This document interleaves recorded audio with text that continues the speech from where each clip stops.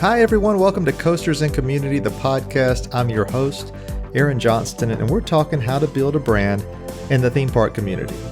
Each week, we hear from influencers, planners, vloggers, journalists, each as they share their own experience about building their brand within this community. Today, we're talking to Mattie Balliet about her brand, Balliet and Beyond Travel. Mattie is not afraid to share her opinion on what it takes to be successful in this community as a travel agent, and I'm excited to hear what she has to say. Let's get going. How did you become interested in theme parks? Honestly, I just loved going to Disney with my family. I didn't do theme parks as a kid. We didn't have a whole lot of money, so Disney wasn't even a thing. We went one day when I was 7 to Disneyland because my parents thought they needed to take us. And I remember my mom saying how expensive it was. Like I remember even back then, she was like, I can't believe we're. So I don't really think it's theme parks that I'm super interested in. Like I love the roller coasters and I love the rides, but I think it's just the atmosphere of Disney that I really love more than the theme park end of it.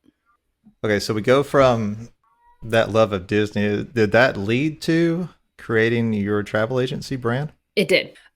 Free dining would come out with our Disney Visa every year, and we would sign up and go in September. It was my husband's birthday. It was our anniversary, and our kids were little, so school, we didn't really care if they went to school that week or whatever. When was this? Take me. What year are we talking about? How long ago are we talking? Bo was born in 2006, so the first time we probably went was 2007. Okay, that's two. Yeah, and then he was little in a stroller pushing him around. Yeah, we started going kind of as it was getting into like kind of that recession period. Yeah, 2008 was when Belle was born, and the first time we went as a family, I was pregnant with her. Okay. It was hot and miserable. September was our go-to month for the longest time. I miss those days. I miss the good, like, no crowd September. Yeah, the no crowd. It's not that quote unquote cheap now. September. Exactly. Free dining gets us there every year. Okay. And then I started having friends come to me and be like, can you help us? We want to go. Can you help us? Can you show us how you did it? And I'd be like, yeah, I can do it. It was so easy. Look at this. It's how you do dining. It was so easy back then. It wasn't this crazy, I got to get everything. It wasn't that way. And I started seeing agencies pop up on Facebook as I started to get into Facebook. It seemed new for some reason. I want to say it was new back then. What year? What year are we talking about here? 07, so it's still the same. It was still the same time period. And so Facebook was new, at least to me. And I saw ads popping up of people who were Disney travel agents, and I was like, oh, I could do that. That would be really fun. And it took me a good year before I got the nerve to go ahead and apply for one of those. Yeah. And I was off to the races from there. And I was like, ooh, I'm just going to do this part-time. I'm a mom. I can just do this on the weekends. It's not just a weekend job, and it's not part-time, even when you only have a couple of clients. It seems very intense. And it just kind of snowballed from there. I started as an agent. I went to another company where I was more of a manager. And then before COVID hit, I was like, you know what? I think I'll just do this on my own. And the world shut down as we were submitting paperwork, which was a super interesting time because people would not come back to us. So talk about the own your own part. What did you do from a what all was involved in that from a I guess from a branding perspective, or how did you approach that? Because we already had a name on Instagram, I didn't really have my own Instagram page. It wasn't the Mattie Balliet page. It was the Balliets and Beyond. So I really talked about my kids and our trips and the sports they play. It was already that to begin with. We just built on that being the Balliet and Beyond Travel. And then that was, we didn't even do much more research on what name we should have. I figured nobody had that one since it had our last name in it. And my grandfather was always the person who said, if you won't put your name on it, you don't believe in it. So there was, our name But was on it, and we believed in it. the focus was Disney theme park travel, correct? That's why it was that. Well, sort of. When I first started, all I did was Disney. Like I did nothing else. People would come to me from Mexico, and I'd be like, I don't know how to do that. Um, and over the last 8 years, I've really grown into being able to like do everything, except for Europe. I don't do that. Not me personally. I have an agent that does that, Okay. and I give her all that. But it was really I didn't want a Disney name. I didn't need magic in the name, and I didn't need magical vacations of any kinds. So I wanted something that had my name on it, and I wanted something that sounded kind of Disney, because but like it really wasn't a Disney forward name because I wanted to be able to book anything and not feel like I was pigeonholed into the Disney Yeah. theme. When you kind of broke off and did your own thing, what was the goal at the time? Was this going to be a full-time thing? This What is were you going to be thinking? a big giant agency with 500 Yeah. agents. And I don't know. I don't have any of that, which is fine. And maybe someday we will. I don't know. It was meant to be something that I was that I could you that I would be working for myself and wouldn't feel like I had to be somewhere all the time or somewhere with like nobody was telling me who, where, and where. Honestly, I liked keeping all of my money, and that was kind of my. I wouldn't have started that way for sure. It was nice to be able to be an agent and learn the ropes, and then jump into being the owner. But that was how I felt comfortable doing it. It was more of just wanting to do things my own way. Were you early? I guess when you started the travel agency thing, were you pretty active in the theme park social community?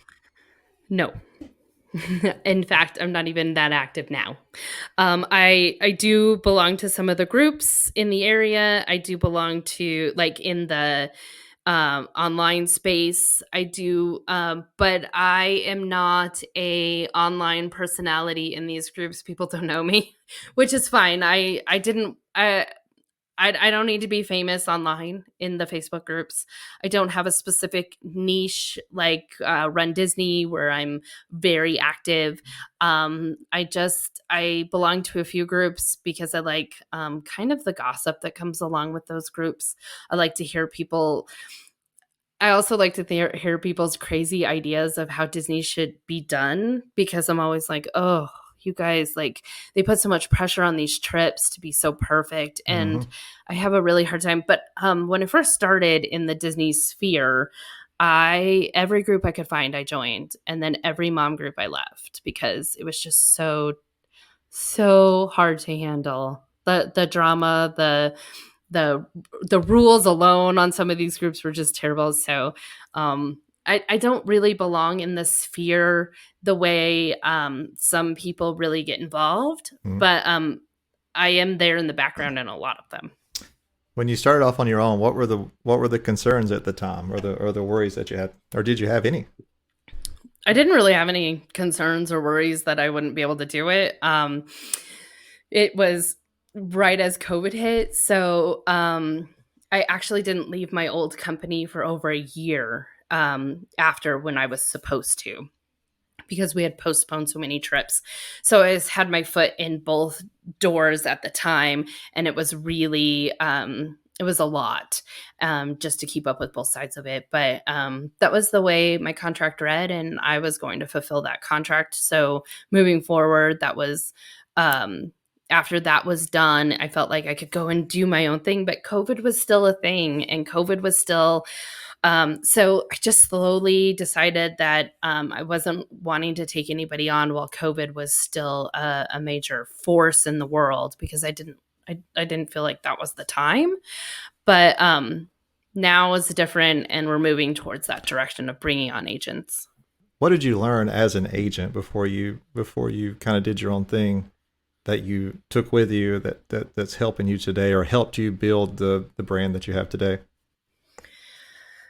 I learned a lot of what not to do. So Tell us about that. I got kicked off the Disney World chat site. So we had my first, I know.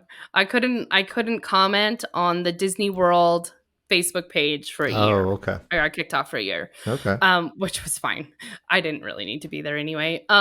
So my very first boss would tell us to go into chat rooms and literally just spew our like contact us and Yeah. I'll be your agent and agent, and this is what I Mhm. do and you should contact me. Are you talking about And all the things that you do to make people hate you? right. Okay. But she would be like, I'm like, but they'll kick us out of these groups. And she's like, well, then there's another group to join. She didn't care. And I was like, okay. So I was on the Disney, like, the regular Facebook, Disney World Facebook page. And I would answer questions when people would ask them. But then I'd also be like, you should contact me to be your agent. And yeah, they kicked me off. So don't do that. It's not worth it. And plus, Sure. it's a lot of like wasted time. But answering questions wasn't a wasted time. But yeah, it's spamming people isn't a good time. But so I learned what not to do. I Okay. learned like as an agent, it really isn't about getting strangers to come and be your clients.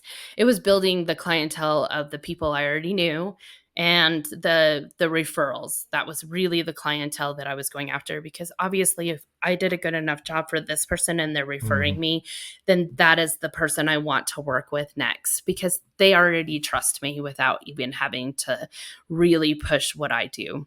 Early on, you talking about making mistakes.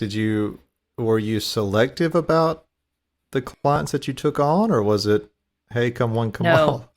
anybody who'd show up at my door. No, anybody who called me, and I'm still that way. Yeah. You hit me up on Facebook and you say, "Hey, my friend said you do this," or "Hey, some stranger on my Facebook page, if they like the page and they're like, "Hey, can you help us?" I still 100% do whatever. I will. I'll help anybody. As the business owner and as this business grows, I'm hoping to scale that back and have agents that I can give those people to, and only really probably book my own or my own personal like clients that I have had for a long time. Okay.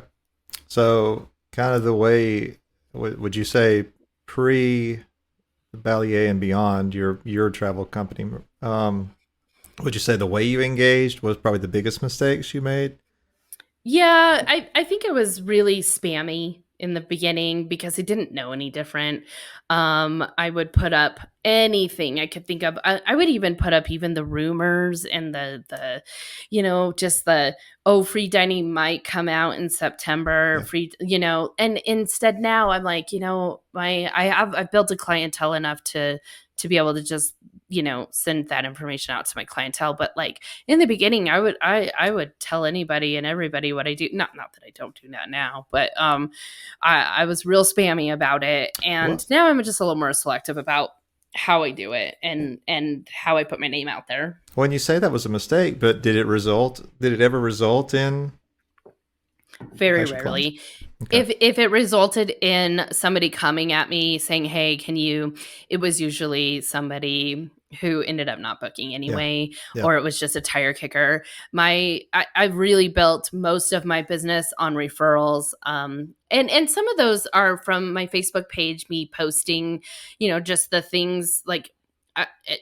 Posting personal trips and all the information from my personal trips while I'm there or while I'm on vacation always seems to bring people in and being like, oh, okay, I see this girl obviously goes, so she knows what she's talking about. All right. So let's move on completely from the early days to Okay. what you're doing today, and I want to focus mostly on um, kind of really. I want to focus on strategy from a travel agent in the theme park community perspective, and kind of how you Okay. the kind of nuts and bolts of what you do.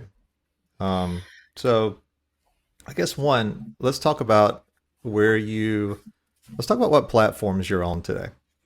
Talked a lot about So Facebook. I Tell do us have a about where you Facebook are. page. I have a personal Facebook page, which is not private. I have a business, the Ballet and Beyond Travel has a Facebook page. Um, I have Okay. a Instagram page. It is the Ballets and Beyond. And then I have a Twitter. I don't know how to use it, but I do have one. I don't post anything, so don't get excited to go over to my Twitter and read anything because there's nothing there. And then I do have a Threads account, which I have posted on 3 times, I think, total. Because Three times. yeah, maybe four. But like literally, I didn't have time. Like I was like adding one more thing seems dumb, and then I don't like to post the same thing on every single one. Like all you're not going to get the same post on all four at the same time. Like I just don't get that. I don't like it. I don't want to see your post 4 times because if I like you and I'm following you on everything. So typically I'm seeing all four posts being exactly the same. That annoys me. So I don't do that. So you won't see my business page and my personal page have a lot of the same content. Okay. And Ballet and Beyond Travel on Facebook and the Ballets and Beyond on Instagram are not the same thing. You will not find the same thing on both of them. Okay. You talked about word of mouth being the primary at this point, and Right. referrals being your primary source of new clients. How Yes. many of those, percentage wise, how many of those new clients come in from net new from Facebook, from your social media platforms? Instagram is 0%. Okay. I don't really push it. Instagram's a different way.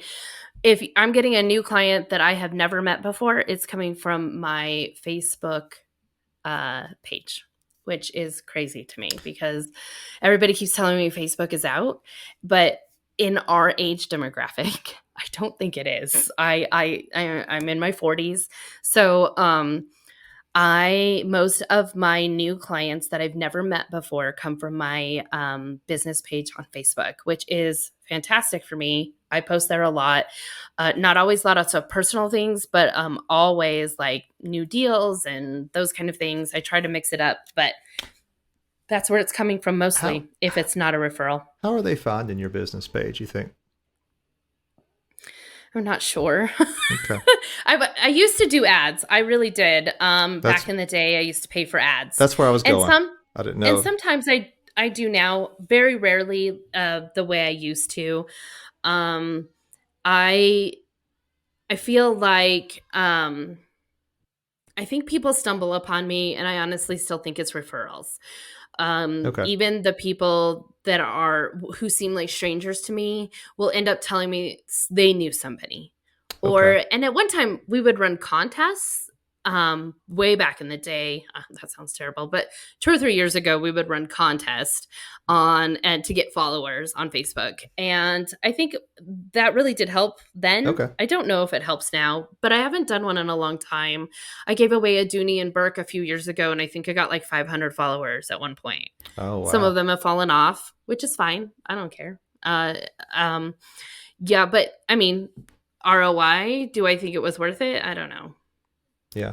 I wonder if So, do you have I know you can see the analytics. Do you have a lot of people sharing your content on your off your business page on Facebook? um, it's such a strange share.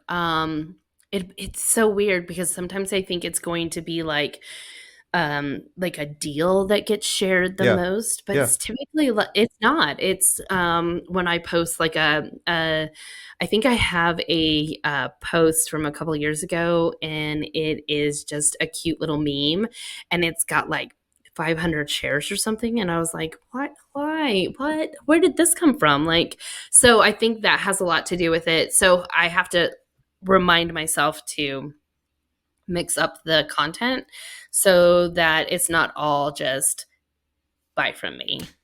It's a lot of like, oh, look how cute this little saying is, Yeah. and 90% of my business page is Disney related, probably because that's what I love to do. Yeah. And then most of my Disney clients then turn into all inclusive clients or cruise clients. Do you use your personal page to try to drive people to your business page, or you keep those totally It's usually discreet? nope, nope. I I learned a long time ago that people don't pay that much attention, or they aren't on social media as much as I am, which is a lot, unfortunately. I love social media. I'm the wrong one to say don't get on.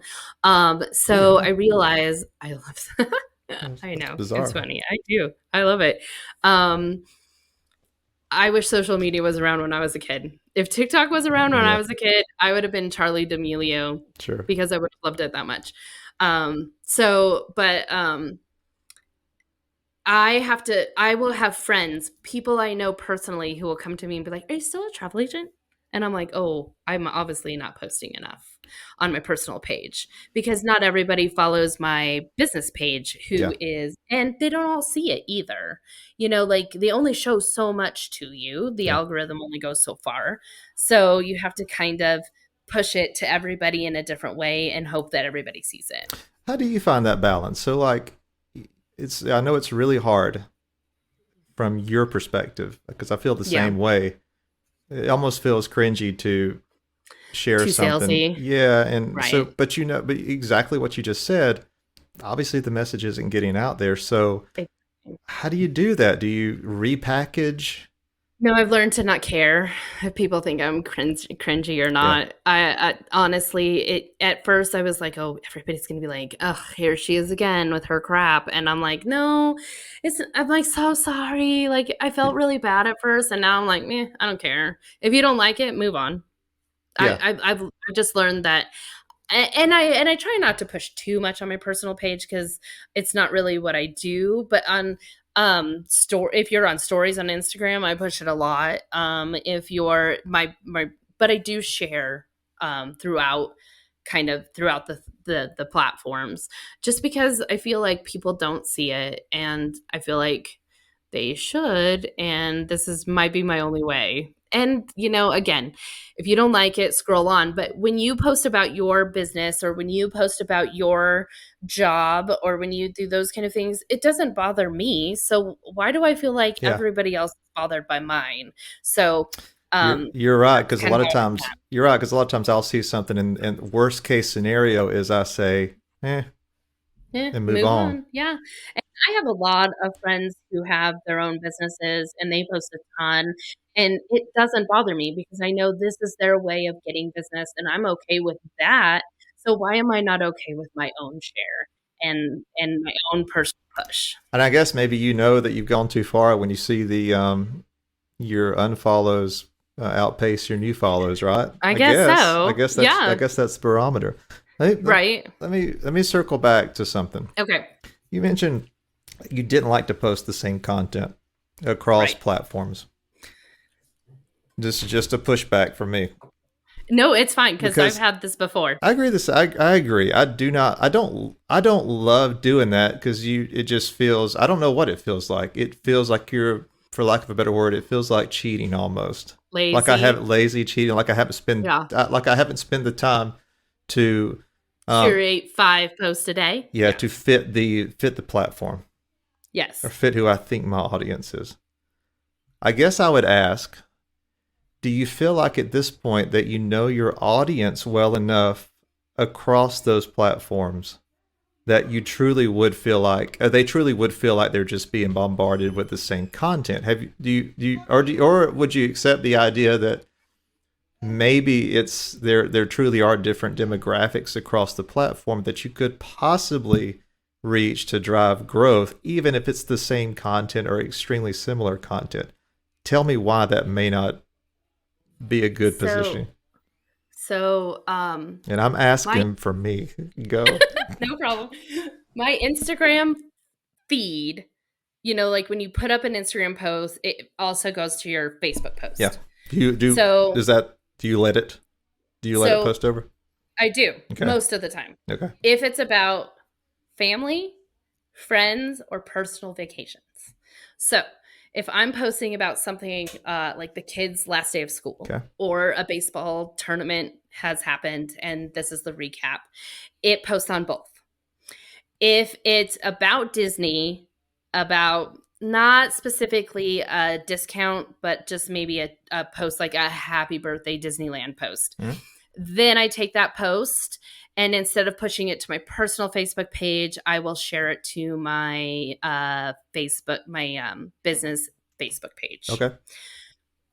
So, and then on top of that, I have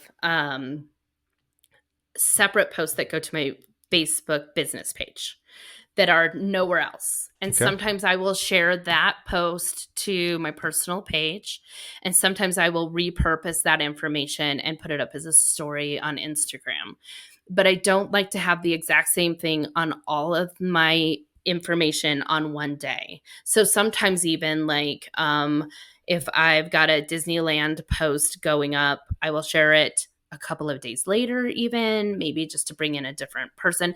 And it is because I don't like to see I don't like to see it. But if you post and you post the same picture on all three platforms and I see it on all three platforms, I have probably liked it on all three platforms. Like, Oh. it's fine. Like, it just, Okay. I'm only reading it once, I'll be honest. But like, I see it and I'm like, oh yeah, here, click, I'll like it for your algorithm. But I get bored because I'm on social media a lot. So I feel like other people might get that way too. But it's not that I don't post the exact same thing. It's just that I have to repurpose it just a bit so it doesn't feel like that was really boring. I just saw that it was the exact same thing all day long. So You, that's kind of how I see it, but it's just a different, and I do feel that the Instagram, Facebook, and my business Facebook have kind of different audiences, even though a lot of the people are the same people. you mentioned that none of the referrals or none of your business comes from Instagram. Is Not that really. something? Do you But I feel like don't that post audience? that Okay, way. that's what I was going to Yeah. ask you. Is what? Tell me, I don't. why is that? Do you think that's do you think that's an audience that you could derive business from, or do you Probably. choose not to almost? I almost choose not to. I don't know why. I only post and I don't know why. I I don't want it to look like, and I've had this conversation with a marketing manager before because I was going to bring in a marketing team at one point, yeah, and I had I'm this conversation available. with her, and she's like, your Instagram is like all over the place," and I'm like, it's not a really an all over the place. It's just not a sales technique Mm-hmm. for me. It is if you come to my page and you see that I'm an agent and you want to use me, great. But this is more of a this is what I want to post for myself. Honestly, Yeah, the curated each post, those are what I'm going to post for myself, and when my kids look back at it and when I'm gone, they'll see those posts. But if you want the spammy salesy stuff, that's all in stories. yeah, But that's on purpose. I don't post, oh, Disney's got a new uh, discount today, or Universal is doing this. I hmm don't post that in my feed, only in my stories. I got you. So I feel like for me, anytime I post on Instagram, I almost feel like I'm preaching to the choir because I feel like a lot Exactly. of those people, they're so knee deep into The the Disney. Disney thing. It's like I'm talking, I'm not accomplishing anything, and I almost feel dumb posting it there. I agree Whereas with you. my Facebook audience, a lot of the people Doesn't that feel that way. it doesn't feel like that, and it's I almost agree. like they're geared toward. It's almost like that audience is more receptive or geared toward you know consuming that kind of content. That's more I agree with expected, you. and Yeah, I don't. I think Instagram is supposed to be this like I think in our age group, I think it's different. I keep coming back to the fact that like we're the ones who started on Facebook. Yeah, We're I was even old for Facebook when we started yeah, because I wasn't a college kid, and so when we started, it was something new. And my parents, my dad never got on Facebook, but my mom's on it now, and she would. I'm like not even trying Instagram with her because that would be a nightmare. But like um it I feel like people in our age demographic are still on Facebook and they still love Facebook and they still use Facebook for finding things, for using it as a platform for ads, yeah, for finding your plumber. yeah. Where on Instagram, I don't think they think that way in a No, way we do no, or we see it. and I struggle with that myself because I almost wish. I almost wish I could drive business on the Instagram side because I actually enjoy using that platform more than I do Facebook. See, I was just the opposite. I Yes. came from using Facebook in college, got really bored with it, and just kind of Right. left with it. Actually left to Twitter for many years. And I just started Instagram a year ago, a little Right. over a year ago, but I love it because I love the creativity part of it. I love creating the reels, Exactly. even though I Hmm. spend a lot of time on it, but it does nothing for my actual what should be Well, my actual goal. you need one to go viral, and then you've got all kinds of people who will follow you, but then they don't follow you for the reason you're on Instagram. Exactly. So And it's that's just the like, crazy part. yeah. So I have trouble, and it sounds like at least you've got a system, and that maybe I that's don't know kind of if the it's a good one well, sometimes, but but at least you have a it system. is. I Yeah. I still feel like I have that I want everything to be very synergistic and everything working in the same direction, and I don't know how to Right. do that. And it sounds like to You've got me, the yes, pillars of like, here's this is for me, it was like, this is the audience I've created in each of these yeah. spheres. And so I feel like I've done it to myself, honestly. But it sounds like though, I didn't synergistically try that in the beginning either. I've never have. um, so you mentioned before you weren't in Facebook groups per se, or you weren't active in communities before. Are you No. today, or are you just kind of I'm observing just still a still? lurker. I like to put my voice out there when I can, but there are some crazy people out there, and I don't have time for that. Yeah. Like, Well, and I don't know.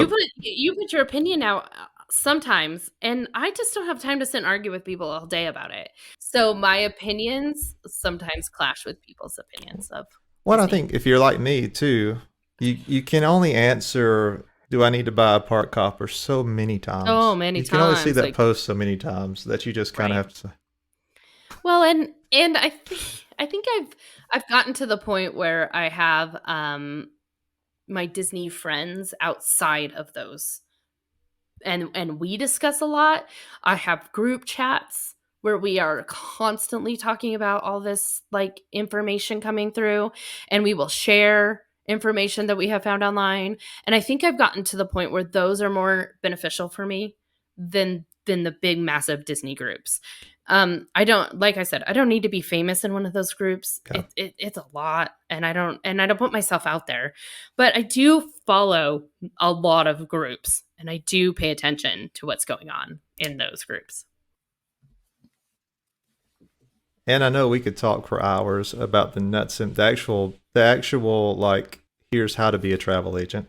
Oh yeah. Um, that was not today. I was really interested in kind of how you promoted your brand and kind of what the result of that has been, how you manage it.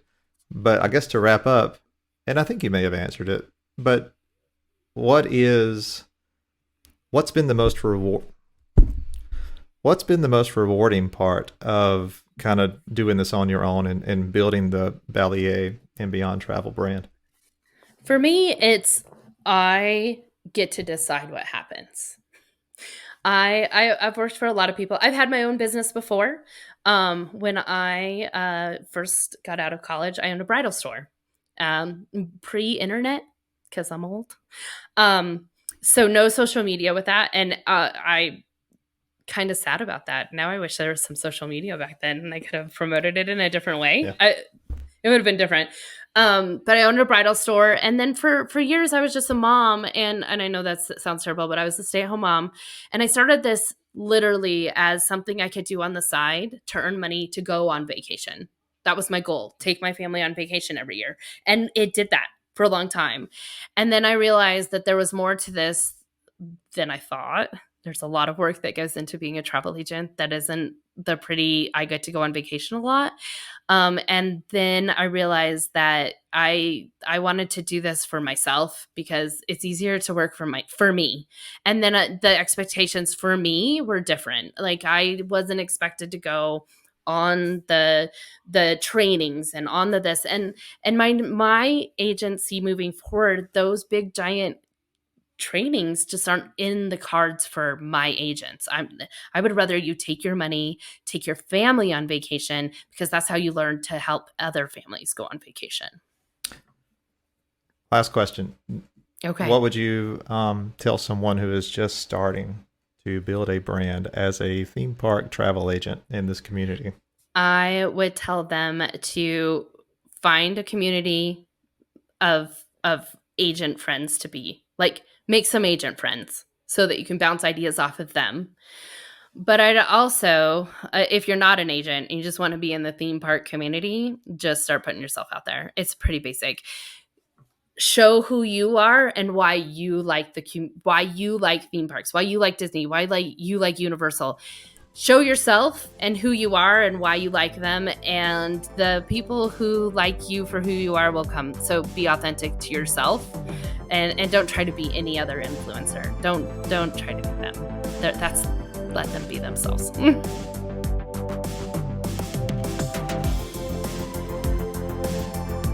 If you want to keep up with everything happening with Coasters and Community, be sure to give me a follow at Next Stop Aaron on Twitter, Facebook, and Instagram. Also, check out my blog, nextstopaaron.com. There I post all of my favorite theme park travel planning tips and advice.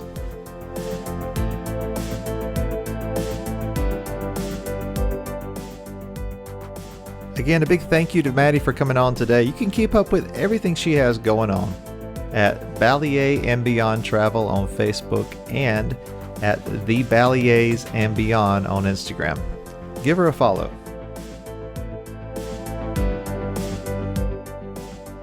Next episode, we wrap up Season 1 of Coasters and Community with a visit from someone who's built a brand in the theme park community as a journalist.